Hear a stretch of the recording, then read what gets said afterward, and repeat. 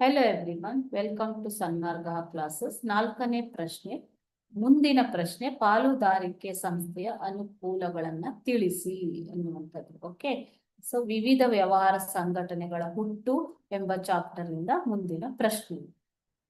ಪಾಲುದಾರಿಕೆ ಸಂಸ್ಥೆ ಅಂತಂದ್ರೆ ಏನು ಮಕ್ಕಳೇ? 1932ರ ಭಾರತೀಯ ಪಾಲುದಾರಿಕಾ ಕಾಯ್ದೆಯ ಪ್ರಕಾರ ರಚನೆಗೊಂಡ ಸಂಸ್ಥೆ ಅಲ್ವಾ? 1932ರ ಭಾರತೀಯ ಪಾಲುದಾರಿಕಾ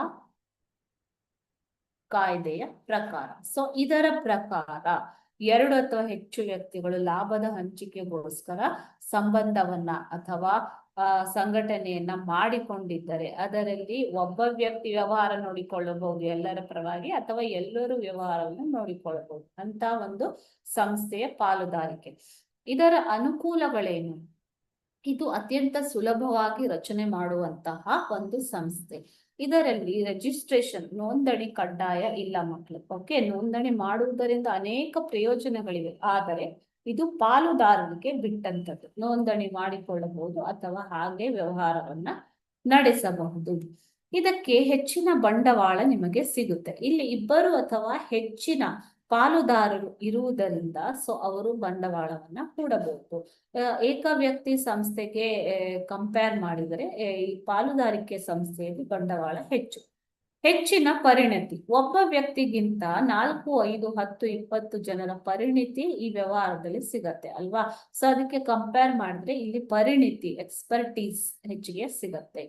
ವಿಶ್ವಾಸಾರ್ಹತೆ, ಪಾಲುಗಾರರ ಹೊಣೆಗಾರಿಕೆಯು ಅಪರಿಮಿತ ಹೊಣೆಗಾರಿಕೆ ಆಗಿದ್ದರಿಂದ ಇಲ್ಲಿ ವಿಶ್ವಾಸಾರ್ಹತೆ ಹೆಚ್ಚು. ಓಕೆನಾ?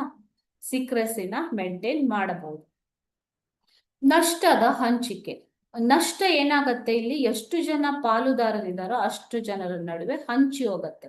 ಸೋಲ್ ಪ್ರೊಪ್ರೈಟರ್ ಅಥವಾ ಏಕ ವ್ಯಕ್ತಿ ಸಂಸ್ಥೆಯಲ್ಲಿ ಏನಾಗುತ್ತೆ? ಎಲ್ಲ ನಷ್ಟವನ್ನ ಒಬ್ಬನೇ ವ್ಯಕ್ತಿ ಭರಿಸಬೇಕು. ಆದ್ರೆ ಇಲ್ಲಿ ಹಾಗಲ್ಲ, ನಷ್ಟವು ಎಲ್ಲ ಪಾಲುದಾರರ ನಡುವೆ ಹಂಚಿಕೆ ಆಗತ್ತೆ. ವ್ಯವಹಾರದ ರಹಸ್ಯವನ್ನ ಕೂಡ, ದಾಖಲೆಯನ್ನ ಸಾರ್ವಜನಿಕವಾಗಿ ನೀವು ಡಿಸ್ಕ್ಲೋಸ್ ಮಾಡ್ಬೇಕು ಅನ್ನುವಂತಹ ನೆಸೆಸಿಟಿ ಇಲ್ಲ, ಪ್ರಕಟಿಸಬೇಕಾಗಿ ಇಲ್ಲ. ಓಕೆನಾ? ಸೊ ರಹಸ್ಯ ಪಾಲನೆ ಸಾಧ್ಯ ಆಗತ್ತೆ. ಅದೇ ರೀತಿ ವಿಸರ್ಜನೆ, ಒಂದು ವೇಳೆ ಪಾಲುದಾರಿಕೆ ಸಂಸ್ಥೆ ಯಾವುದೇ ರೀತಿಯ ಸಂಸ್ಥೆಯನ್ನ ವಿಸರ್ಜಿಸಬೇಕು ಅನ್ನುವಂಥದ್ದಿದ್ರೆ ಇದು ಅತ್ಯಂತ ಸರಳ. 14 ದಿನಗಳ ಒಂದು ಮುನ್ಸೂಚನೆ, ನೋಟಿಸ್ ಕೊಟ್ಟು ಈ ಒಂದು ಸಂಸ್ಥೆಯನ್ನ ವಿಸರ್ಜನೆ ಮಾಡಬಹುದು. ಓಕೆ, ಎಲ್ಲ ಪಾಲುದಾರರ ಸಮ್ಮತಿಯ ಮೇರೆಗೆ. ಸೊ ಇವಿಷ್ಟು ಪಾಲುದಾರಿಕೆ ಸಂಸ್ಥೆಯ ಅನುಕೂಲತೆಗಳು. Thank you.